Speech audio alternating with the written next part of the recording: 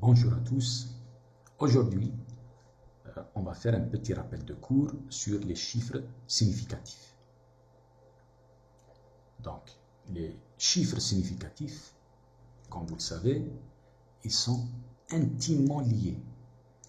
À quoi? À l'incertitude. Ils sont intimement liés à l'incertitude. Si vous avez un calcul d'incertitude, et dans toutes les séances expérimentales, la physique, en chimie, en biologie, en architecture, dans d'autres domaines aussi, il y a toujours un calcul d'incertitude. Il n'y a pas de chiffre exact. Donc, les chiffres significatifs ils sont liés à l'incertitude. Donc, ils sont très très importants dans ces différents domaines.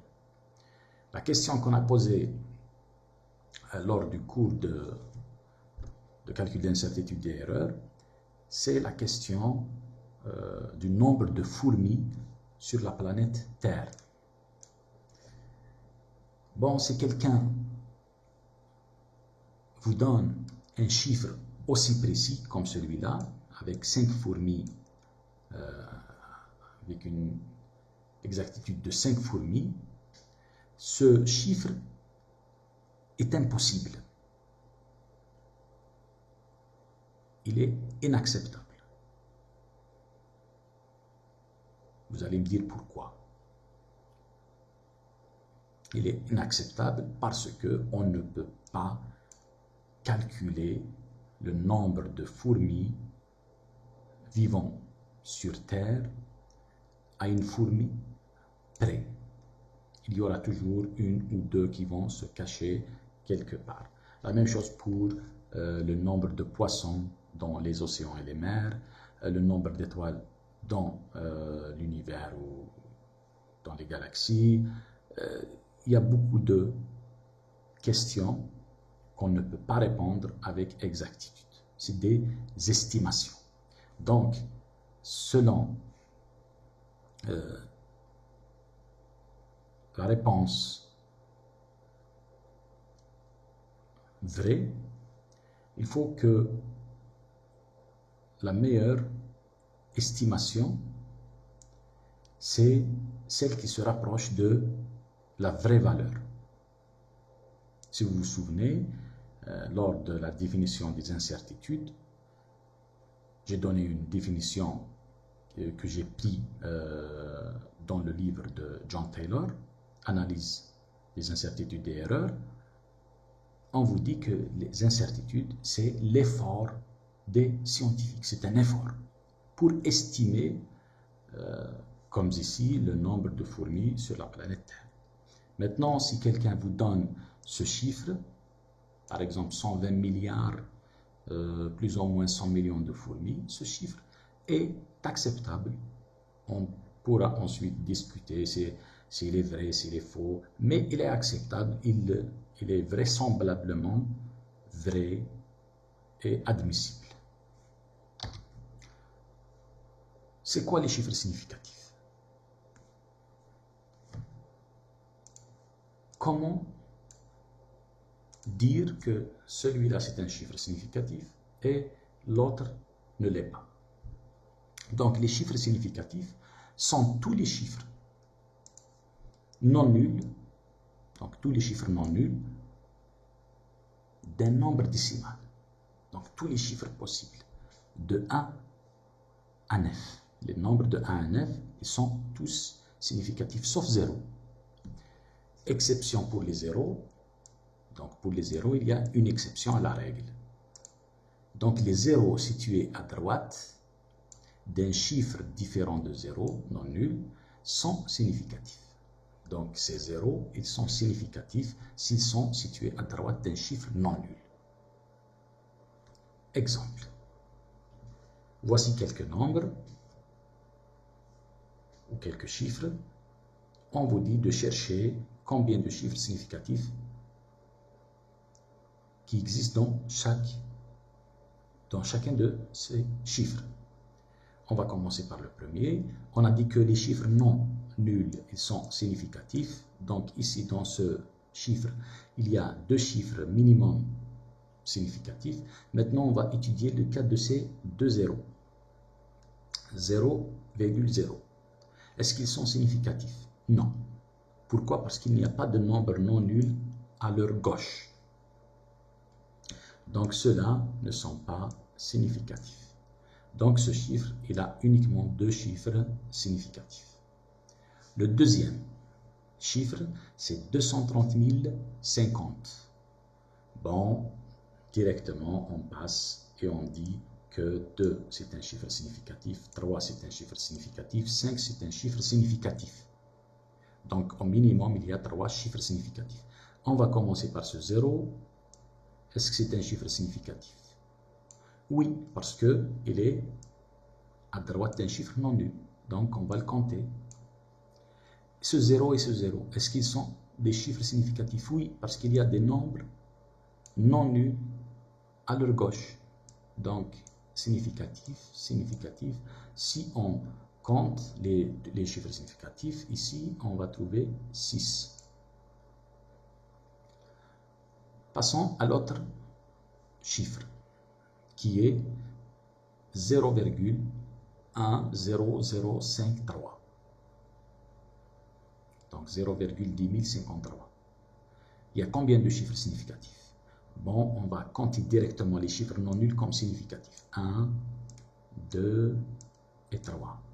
Maintenant, on va voir les zéros, est-ce qu'ils sont significatifs ou non. Donc, les zéros qui sont à droite de 1, ils sont significatifs. Mais le 0 qui est à sa gauche, il n'est pas significatif parce qu'il n'y a pas de nombre non nul à sa gauche. Donc, si vous comptez, vous allez trouver 5 chiffres significatifs. Passons maintenant au suivant. 1,0. Il y a combien de chiffres significatifs? Il y en a 2. C'est la même règle, la même exception. 1, 2. Celui-là, le 0, il est significatif parce qu'il est à droite d'un chiffre non nul. 0, 1.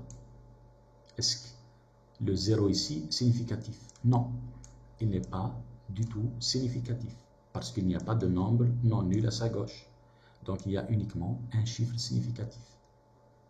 Maintenant, passons aux chiffres qui sont donnés dans une écriture en puissance ou une écriture scientifique. 25 fois 10 puissance 2, c'est 2500. Donc, 2500. Si on écrit 2500, il y aura 4 chiffres significatifs. Si on écrit 25 fois 10 puissance 2, on ne sait pas. En réalité, ce genre de chiffre, il faut demander à celui qui vous l'a donné, est-ce qu'on va prendre les zéros de la puissance comme chiffre significatif ou non. C'est lui seul qui pourrait ou qui pourra vous dire est-ce que ce sont des chiffres significatifs ou non. On passe maintenant aux chiffres significatifs d'un résultat de calcul.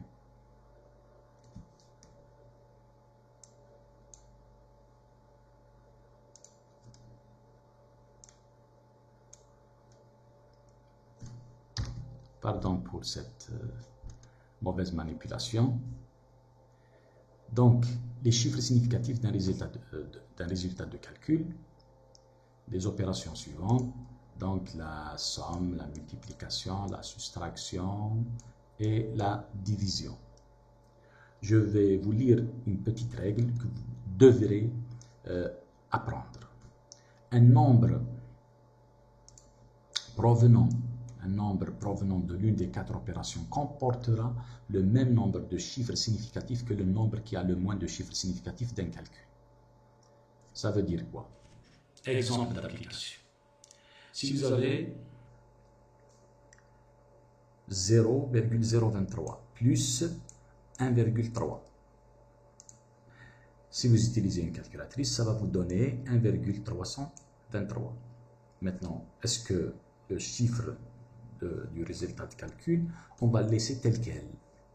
Il y a combien de chiffres significatifs ici? 1, 2, 3, 4 chiffres significatifs.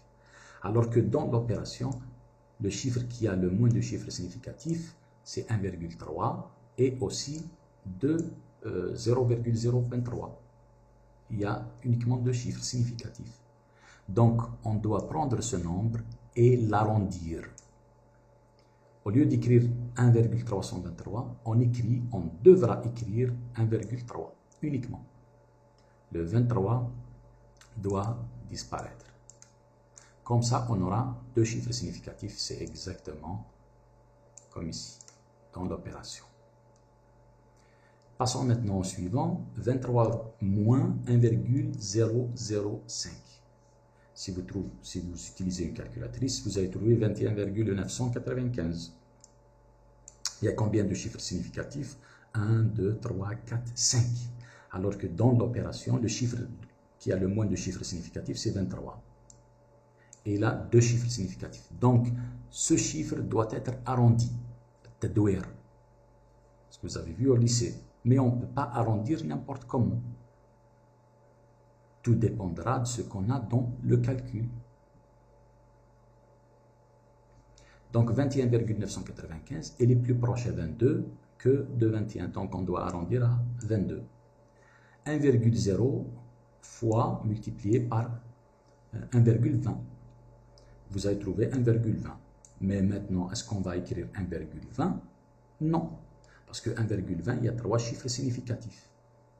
Alors que dans l'opération, le chiffre qui a le moins de chiffres significatifs, c'est 1,0. Il n'y en a que 2 chiffres.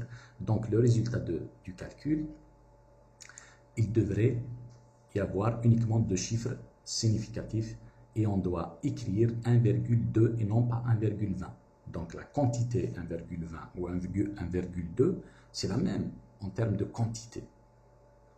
Mais en termes de chiffres significatifs, en termes d'informations sur l'incertitude, ce n'est pas la même du tout. Il faut faire très attention. On passe maintenant au suivant, 25,25 divisé par 5,0.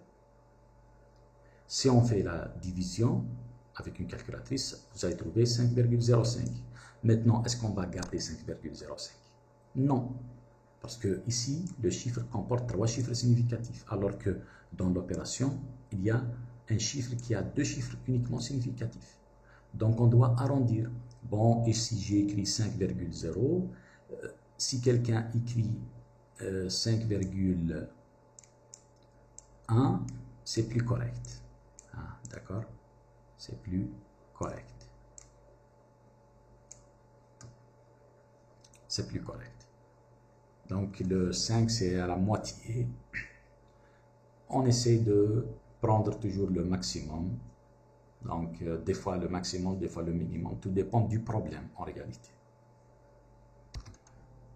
Cette petite vidéo, j'espère qu'elle vous sera très utile en ce qui concerne les chiffres significatifs et les opérations concernant les chiffres significatifs. Nous sommes toujours connectés sur le e-learning de l'Université de Béjaïa. Je suis connecté personnellement sur ma chaîne YouTube personnelle, donc Tinouche Massinissa, et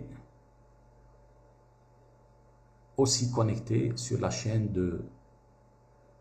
YouTube de la Faculté des Sciences de la Nature et de la Vie. Si vous avez des commentaires, si vous avez des questions, n'hésitez pas. Merci et à la prochaine.